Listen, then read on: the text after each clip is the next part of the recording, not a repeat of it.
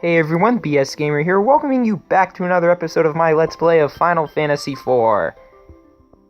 In the last episode, we obtained a bunch of rare equipment and items, and in this episode we are going to start our second playthrough of the game. All you need to do is select the completion data,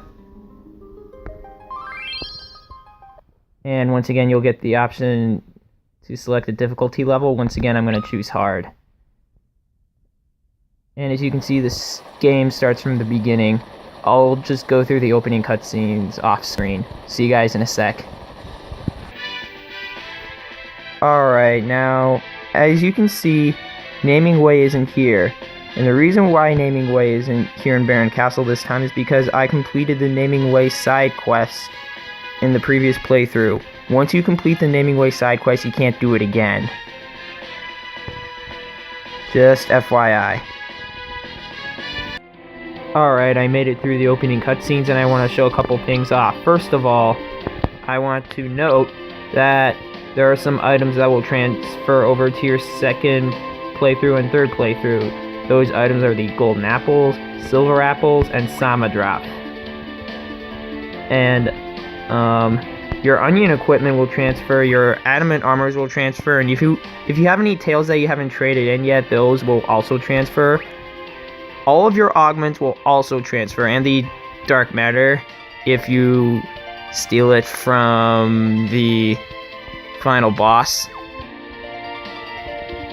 And the augments that do come include the ones that were on the characters from before, which means I can give Dark Knight Cecil Rose's Love. And draw attacks. HP plus 50%. Brace.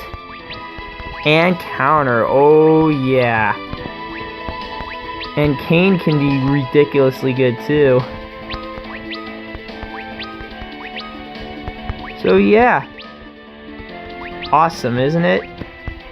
And this also means that I can equip Kane with some stronger equipment. I'm going to give him the onion shield for now,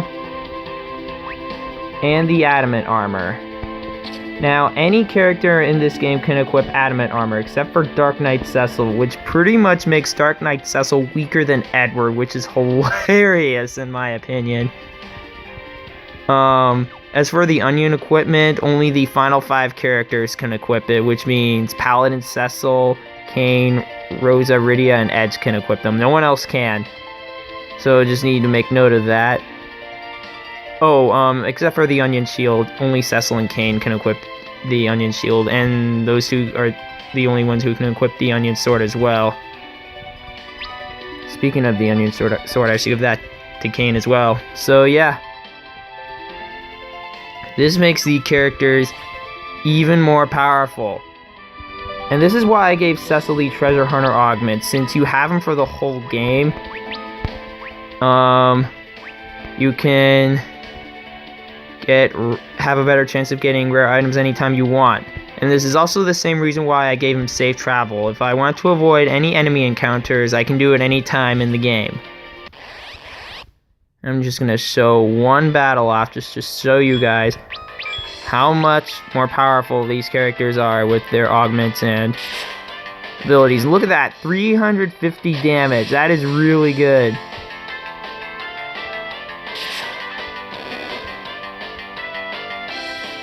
So yeah. And Kane can kick. He can kill all enemies in one shot.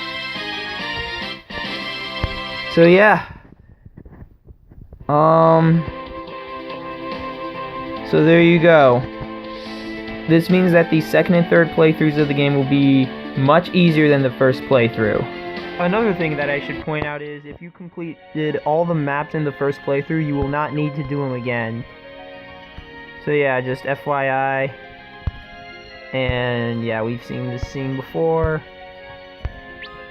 I'm gonna demonstrate how easy the bosses are in this game with the better augments.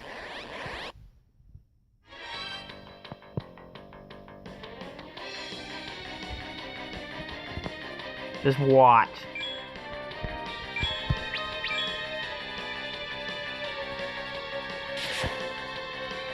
Look at that! We one-shotted the Mist Dragon. Oh my gosh, Rosa's Love. Really powerful augment if you max out the amount of covers you can do to make it this powerful. Yeah, I just wanted to demonstrate how easy the bosses will be in this game.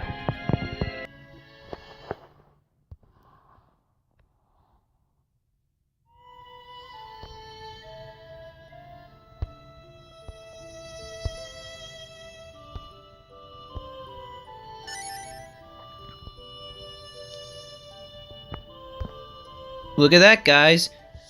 Even though all of the augments have carried over from the previous playthrough, we got another auto potion augment. That's right, you can get most of the augments in this game more than once. The only ones you can get only once in this game are the ones you get that are related to the Naming Way side quests, like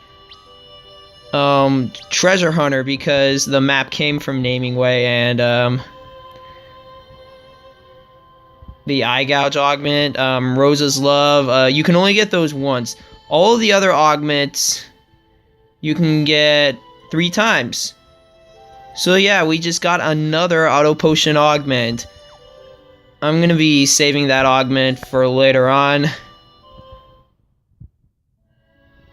So what this means, folks, is that in this playthrough we will be getting Edward's abilities, and we'll also get Sid's second ability.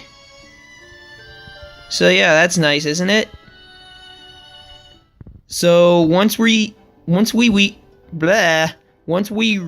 Edward, I'll show you guys which augments I would recommend you give to him in your second playthrough. Hey, look at that, it's Naming Way, or Going My Way. Oh, greetings and salutations, Cecil. It's always a pleasure to run into you. I'm still just traveling about with no particular destination. Well, until we meet again. So yeah, Naming Way can still appear. Just wanted to show that off. Okay, I just obtained Edward, and I'm going to give him a couple of augments here. I'm going to give him the second auto potion augment that I got in this playthrough. And there's one more I need to give him. I'm gonna give him Reach. This is just gonna be a throwaway. I never used the Reach augment anyway, so yeah, there you go. Those are the augments I gave Edward.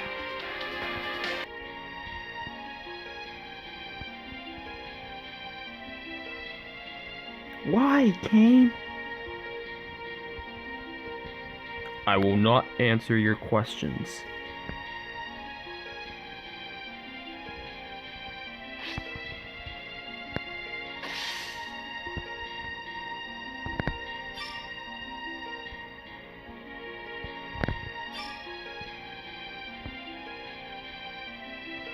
I'm gonna show you what happens if Cecil survives throughout the entire fight with Cain.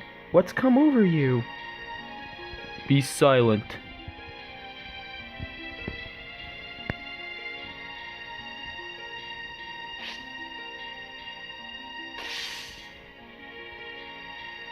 Look at that. Cain only did like 42 damage on Cecil there. This is the end, Cecil.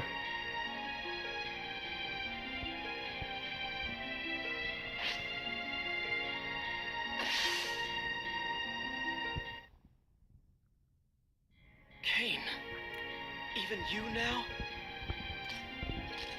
Let me ease your suffering. You'll do nothing! It just skips right over to this scene. There's another thing that I need to mention about the adamant armor and the onion equipment. They are non-metallic. The onion sword is non-metallic, the onion shield is non-metallic, and the adamant armor is not made of metal either. And here's proof. Do you see the lightning bolt next to Sid? That shows that he has something metallic on, and it's preventing him from moving, and that's the mithril shield. And when I take that off, he can move because he doesn't have anything that's made of metal on. Cecil doesn't have anything made of metal on. You don't see the lightning bolt. This is huge for Cecil and Tella. So, yeah. That's another great thing about the adamant armor and the onion equipment. They're not made of metal, so you can go through the lodestone cavern with them equipped. So there you go. Okay, while we're in here, I want to show off a little trick that you can do with Tella. Now, if you give him some Sama drops and a few ethers, you can get his max MP up past 90, which allows him to use Meteor in battle, even though he's not supposed to, otherwise it'll kill him. But he only dies if you... Oh, in the cutscene, he doesn't die anywhere else, which is really funny. So we can use Meteor here and he won't die, and the enemies will die instead.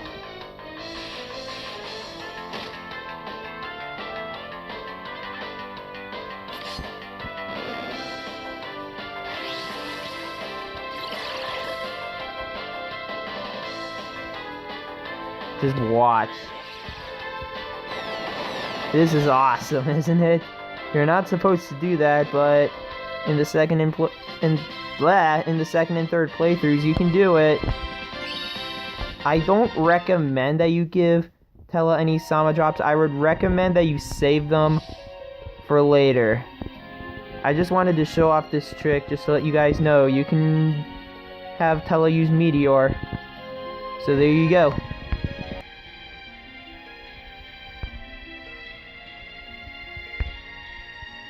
I'm gonna show off the Dark Elf fight again, just so you guys can see all the dialogue when he goes nuts on your characters. Since Cecil and Tella have adamant armor on, they should be able to survive all of the attacks.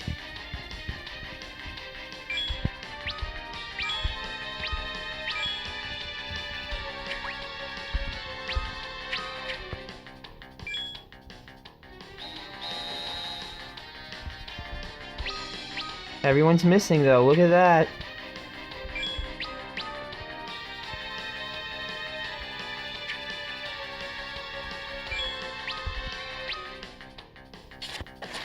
Oh, Yang got him, but no damage.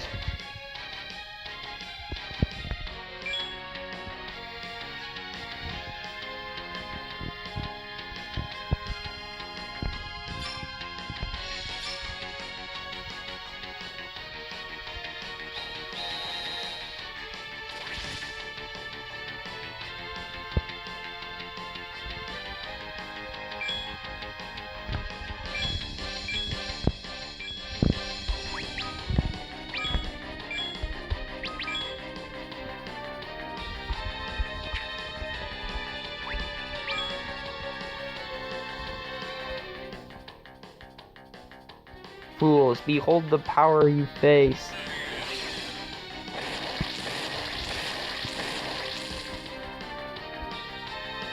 Look at that. Cecil and Tella survived.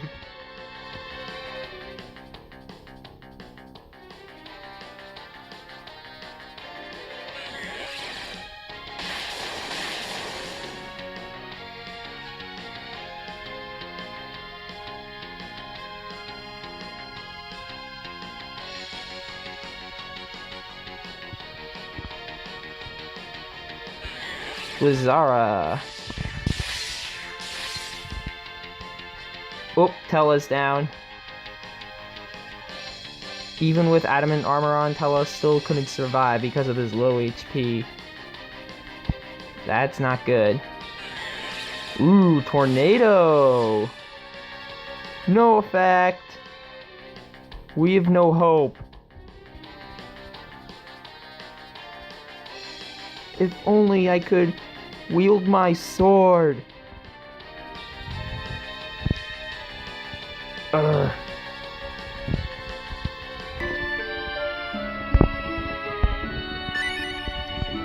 We now have the Hyatt augment, the Salve augment, and another Bard Song augment. Now, the Salve augment,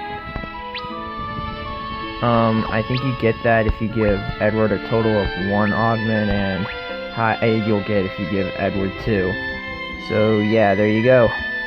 I'm gonna save Hyde for later. There are really only 2 characters that can make use of it, and I don't have any of them in my party right now. Salve, I mean, it's good, but I just don't have a use for it. I never use it, so I might not ever give Salve to anyone. So yeah, there you go. Those are Edward's augments. Alright, now that I have Rosa and Kane in the party, I just want to give out a few more augments here. First of all, the Gil Farmer augment that I got in this playthrough is going to go to Cecil. That way, if I want to get any more Gil from enemies, I can just put it on Cecil at any time. Next up, the Fast Talker augment. I'm going to give this one to Rosa. That way she can cast spells a little faster. Next up, Recall. The one I got in this playthrough is going to go to Sid. That way he can have a total of 2 augments. And last but not least, the Limit Break augment. That's right, it is time to give this one out, and it's going to go to Kane. Kane will be able to break the 9,999 damage limit barrier. So that is sweet. So there you go.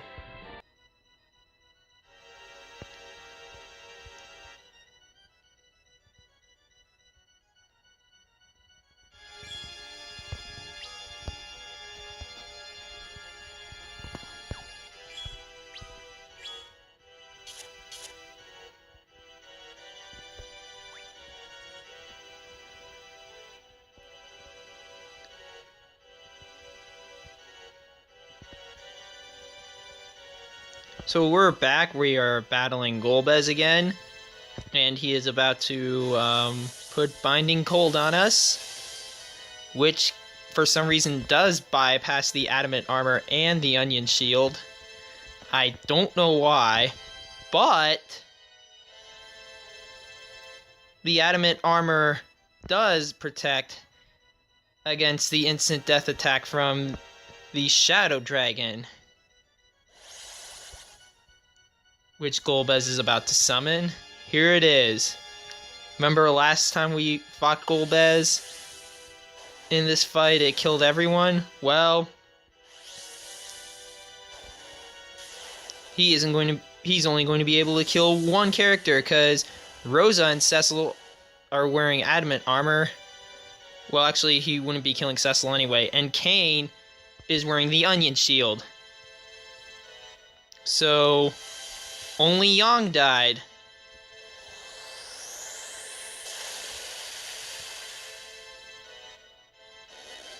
So yeah, that's another great thing about the Adamant Armor. It can protect against the instant death attack from the Shadow Dragon. It makes the Golbez fight much easier.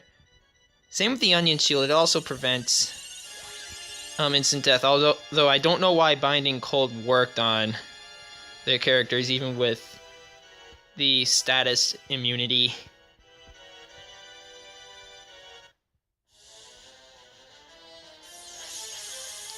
So yeah, I'm going to finish off this fight with Golbez, then I'll meet you guys when I'm done. Alright, I just defeated Golbez, and now that I have Rydia in the party again, I'm going to give her some augments that I couldn't give her before. I'm going to give her the Bluff augment that I got in this playthrough. That way she can increase her intellect. And I'm also going to give her the Dual Cast augment I got in this playthrough. That way she can now cast 2 black magic spells in 1 turn. Oh yeah. This is going to make her a deadly black mage. So yeah, there you go. Alright folks, I am here in the developer's office, and remember last playthrough we couldn't beat this guy here because he was just too darn powerful, but you didn't have to beat him. But it is possible to beat him. And especially in this playthrough because there's adamant armor that Rosa and Cecil are wearing, so we should be able to beat this guy now.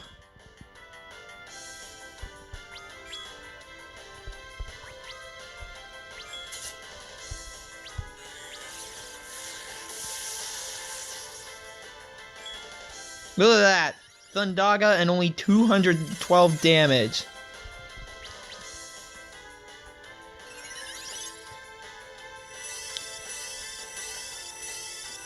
So yeah, I don't think Yang and Rydia are gonna survive. And I don't know about Kane, but Cecil and Rosa will definitely survive.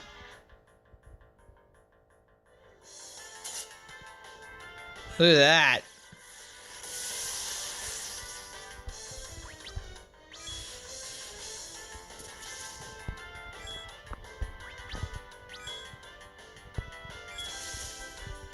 Alright, we should put bio on this guy. Another bio, why not? Gas, oh great. Now Rydia and Yang are not able to move.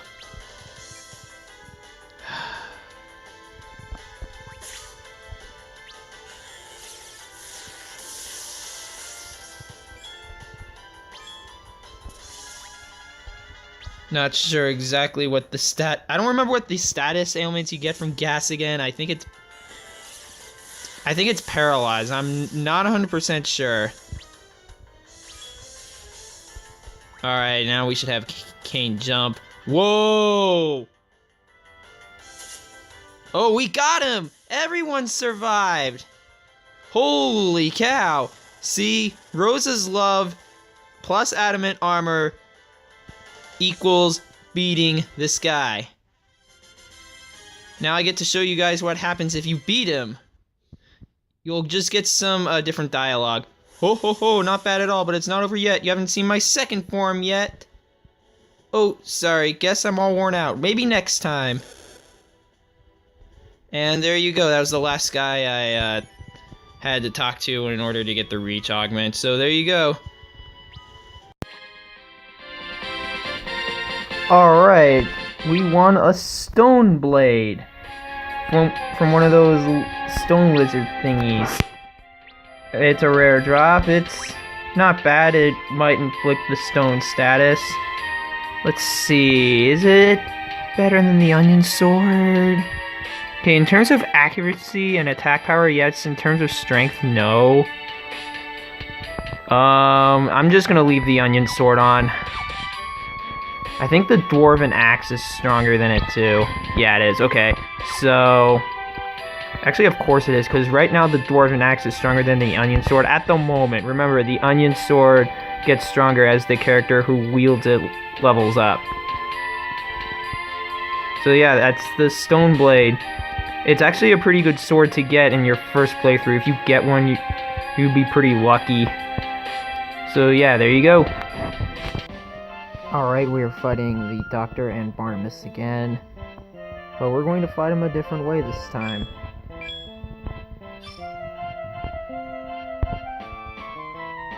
We are going to kill the Doctor first, instead of Barnabas.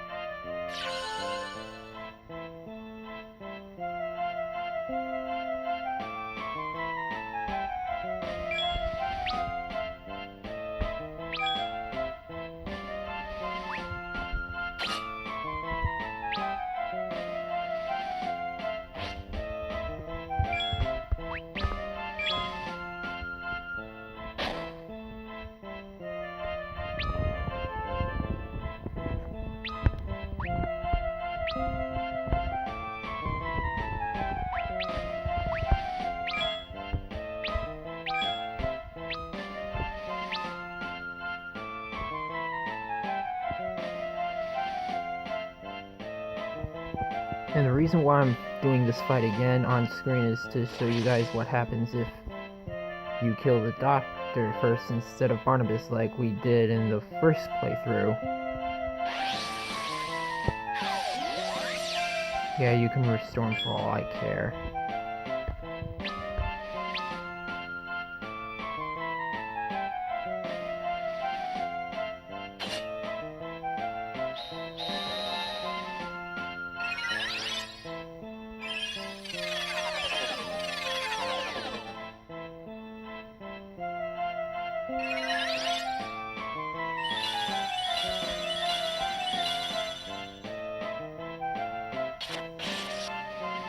Ooh, we got him, alright.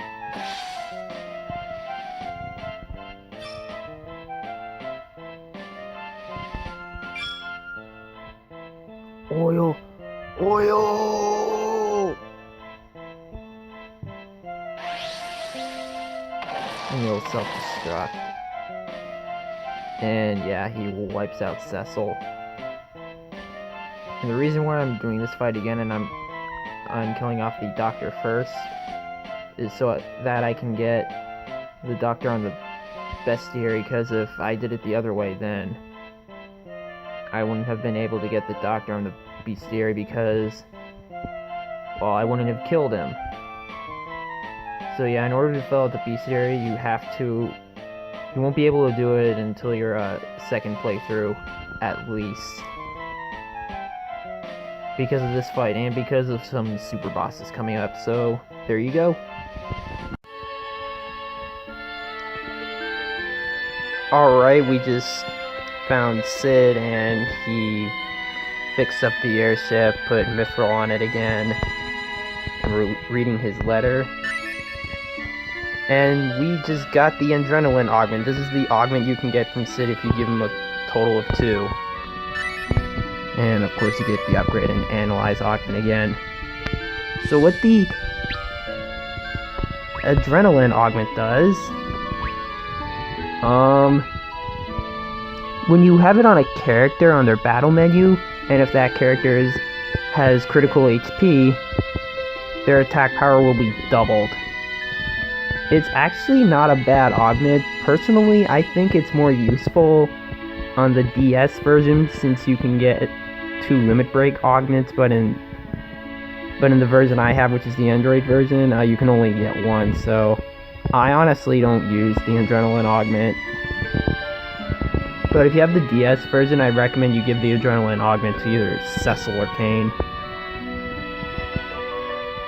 Probably Cecil, since he doesn't have jump, so yeah.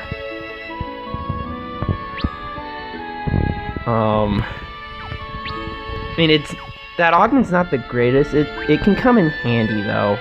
I'm not gonna use it though.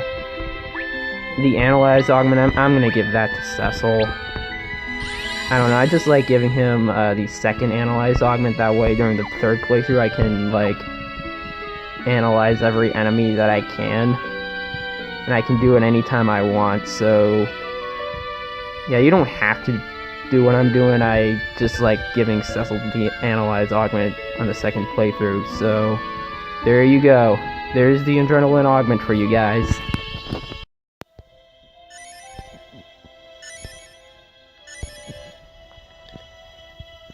Alright, I just got the kick augment, brace augment, and focus augments again. I'm going to give the kick augment to Cecil. Just in case I have to fight weak enemies and if Cecil's attacked, then he can just counterattack with this and kill everyone in one hit. So yeah, I didn't need to show this off, but why not? I mean, kick is good on Cecil. I mean, if he gets attacked, and if you have the counter augment on and the kick augment at the top of his battle menu, then he'll counterattack and hit all enemies. The only problem is that the amount of damage is split among the enemies. Alright, I am here in the Tower of Babel, in the room where the 4 elemental fiends are fought at the same time. Now, after you beat these guys in either the second or third playthrough, you will get an exclamation point if you stand right in the middle of the weird golden platform that's shaped like a square, and you will be asked if you want to face the 4 fiends' malice. Don't fight the malice here. You will get wiped out. That's actually one of the 2 locations of that certain super boss. You can actually find this guy later on after the events of the Giant of Babel at another location. And when you find it then you can probably fight it, because number 1, you'll be a higher level by that point. Number 2, you'll have Cain in your party instead of Fusoya, and Cain is a much better character than Fusoya in my opinion. But even then, I would still recommend that you wait until you're a really high level, like level 70 or something like that, and that you wait until you have a bunch of adamant armors and cursed rings, because they'll really help in that fight. But yeah, there you go. There's one of the locations of the first super boss. The second location for the same super boss is right here at the gravestone on the top of Mount Ordeals. But again, I don't recommend that you face the super boss at this point. Just wait until the third playthrough where you have pretty much all of the rare equipment that you need. And you also need to wait until you're level 70 in my opinion, or close to level 70. Maybe level 65 would be a good level to fight that guy. So yeah, there you go. Once you're ready to face the super boss, face him when you're at the gravestone, not in the Giant of Babel. I'm here in the Crystal Palace collecting Fusoya's augments for the second time. I'm not going to give the second set of Fusoya's augments to any of my characters, except for Omnicasting, which I'm going to give to Rydia. The reason why I'm doing this is so I can multi-cast or multi-target stop on all enemies, which will be really useful in the final dungeon. So yeah, there you go. In the second playthrough, I'd recommend you give the Omnicasting augment to Rydia. Okay, I just completed the summon side quest again, and got another piercing magic augment. I'm gonna give this one to Rosa. That way, she can bypass the reflex status, so there you go.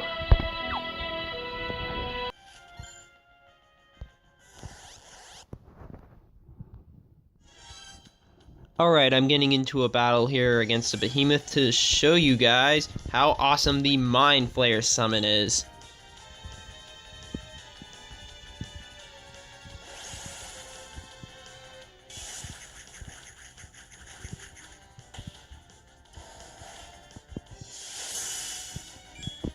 Guaranteed paralysis, oh yeah. With the Mind Flayer summon, you no longer need to use Shadowbind on this guy. You'll be able to use Mind Flayer and it'll work every time.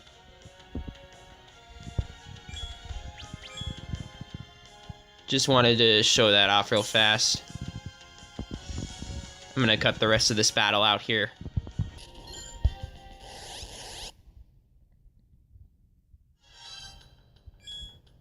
You can also use the same Mind Flayer trick on the red dragon. Yes, it actually works on him.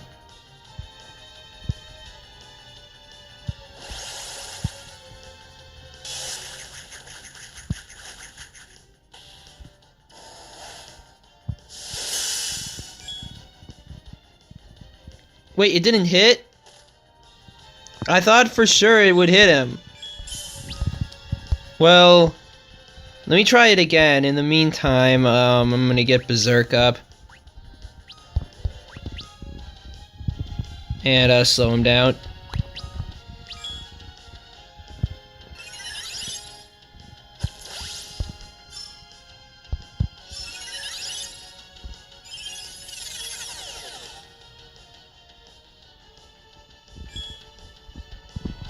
Okay, let me try it again. I swear, it does work on him.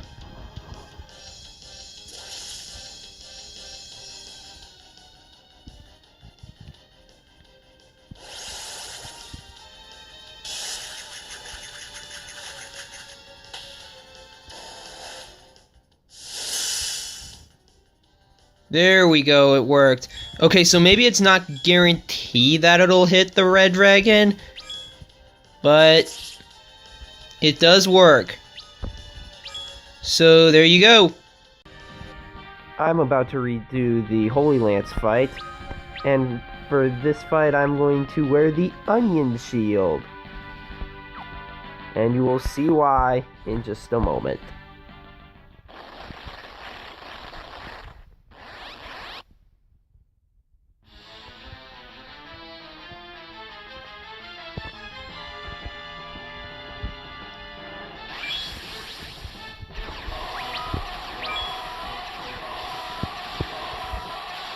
Look at that! Doom did not work on Cecil. The Onion Shield prevents Doom, which is awesome. That means you are 100% guaranteed to win this fight, unless you kill off Cecil yourself.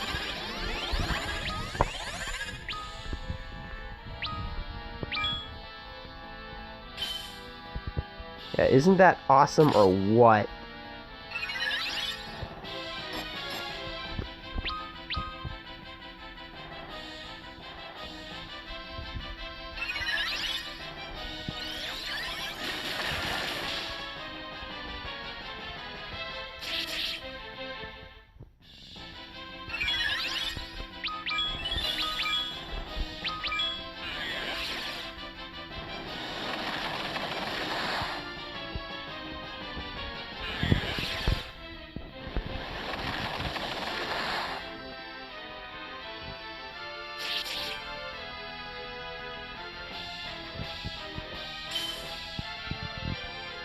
Easy win. No way you're gonna lose this fight if you wear at least one Onion Shield. So there you go. So when you are about to fight the Plague Horror and you have an Onion Shield, make sure you equip it. That way if something bad happens for whatever reason, you'll be okay. So, I forgot to do one thing back when I got Edge in this playthrough. And that was to give him the Hide Augment. Now, the reason why I'm giving him the Hide Augment is because there's something that Edge can do that is pretty darn cheap when you have the Hide Augment equipped on him along with a certain other move, and that is Throw. You'll see what I mean in just a sec once I get into a battle here. I'm gonna adjust Cecil's setup here, that way he doesn't counterattack.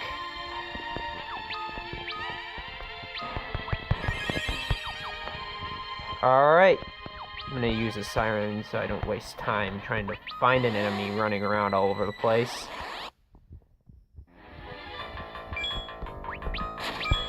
Alright, I'm gonna have Edge hide.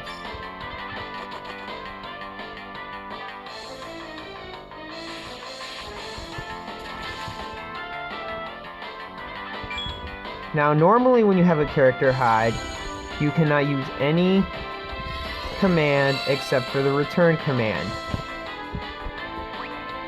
Edge has an exception, and that is throw. You can actually throw weapons while you're hiding, which is really cheap. However, this is not the greatest way to attack without getting hurt because you can return automatically sometimes.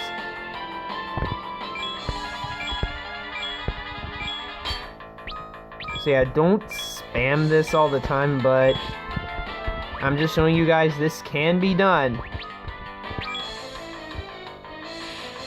And throw is one of the two moves in this game that you can use while hiding.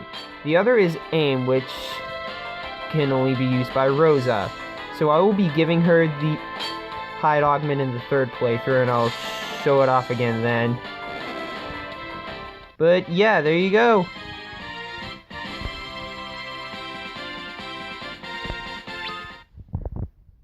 I just wanted to show that off. I'll show it off again in the third playthrough once I get the hide augment again and once I get Rosa into the party. Yay, I got the goblin summon, finally. Finally. So, go to key items, select goblin, and just give it to Rydia. I'm gonna show that off real fast. Let's go outside and do it. So I'm working on collecting the summons right now. I'm gonna go after the bomb summon after I show off the goblin summon in battle. Alright, let's see. Do I even have... Yeah, I do have summon on. Thank goodness. Okay. Goblin. Floating eye.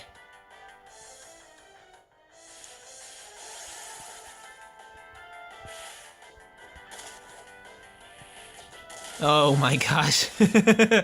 I like the animation. And that did 9,999. That's only because the enemies we are fighting right now are just really weak. They are weak. Trust me, that summon is not a good summon at all. In fact, it is the worst summon in the game. It's worse than Cockatrice. It is worse than Cockatrice. Let's have a look at it again. It'll summon Goblin to attack.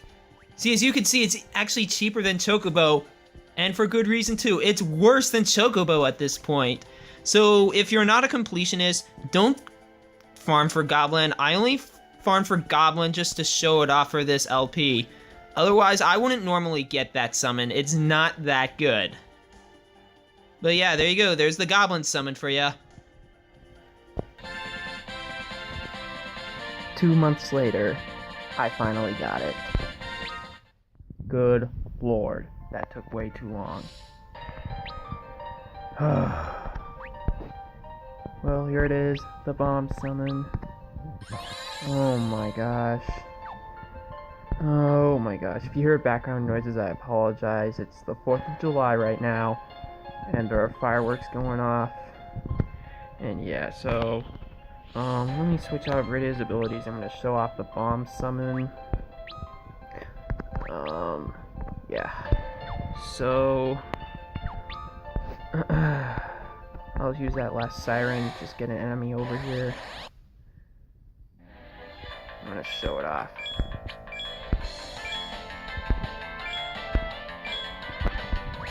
Alright, bomb.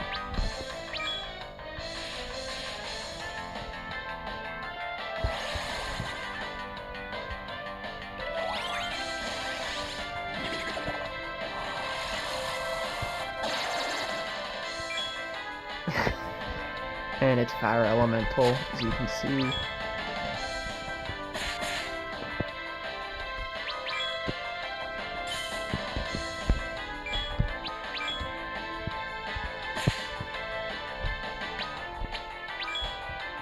I never really read this thing. Let's do that real fast.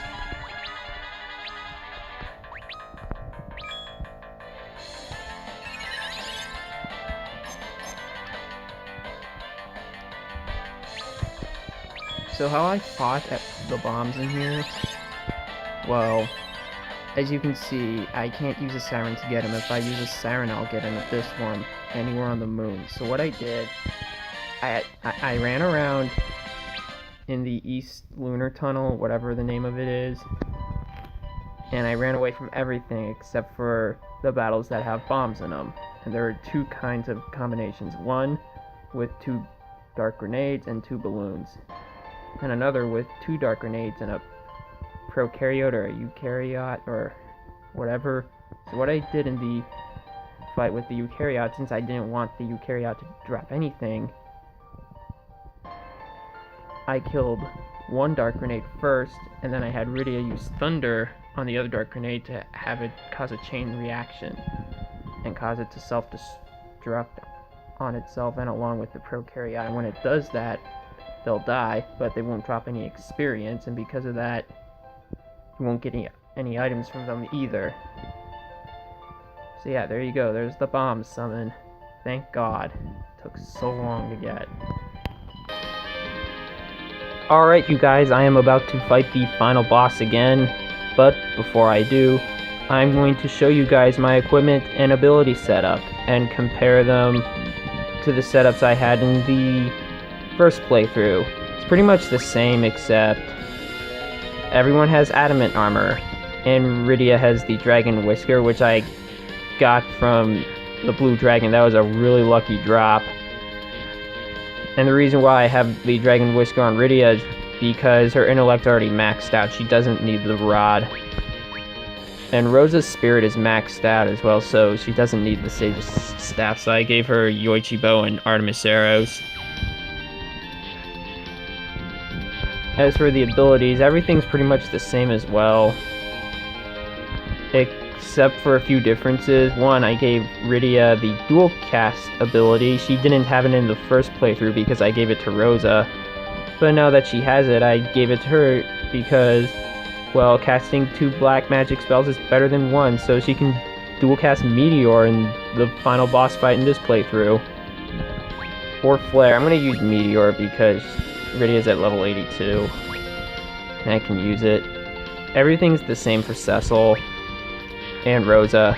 Not Kain though, 2 differences. One, the auto battle command is darkness now, and I have him wearing limit break, that way he can do more than 9,999 damage. So what I'm going to do, I'm going to focus a few times and use darkness and then have him jump. He's probably gonna one-shot Zeromus with this setup. So yeah, there you go. As you can see, fighting Zeromus will be easier in the second playthrough than the first one due to having better equipment and having a better variety of abilities. So yeah, I'll see you guys in the middle of the fight. There's something I need to show off there.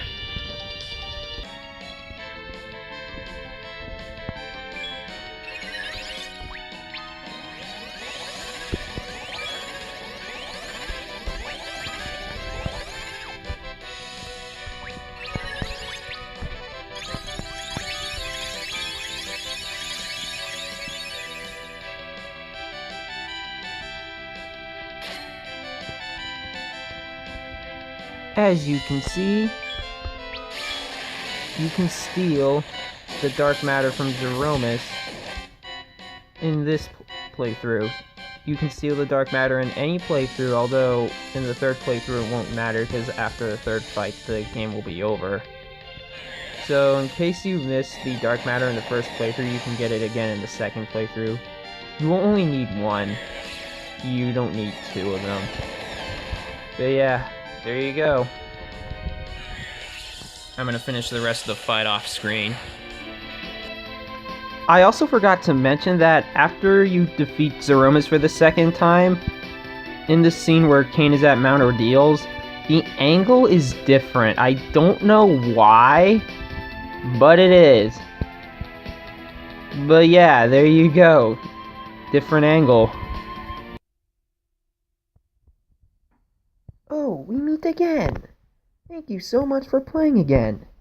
You can still complete the game one final time, so make the most of it. Well then, until we meet again, farewell!